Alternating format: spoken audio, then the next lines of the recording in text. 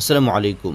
জাদু টোনা বা বান মারা থেকে যদি কেউ বাঁচতে চান, তাহলে যে আমলটি করতে হবে, সে আমলটি আজকে আপনাদের সাথে আলোচনা করব। চ্যানেলটি সাবস্ক্রাইব করে দিন, লাইক, কমেন্ট, শেয়ার করে দিন। তো জাদু টোনা বা বান থেকে বাঁচতে হলে যেই দোয়াটি পাঠ করতে হবে, সেই দোয়াটি হচ্ছে বিসমিল্লাহিল্লাযী লা ইয়াদুররু মা'a ইসমিহি শাইউন ফিল আরদি ওয়ালা ফিস সামাই ওয়া হুয়াস সামিউল আলিম।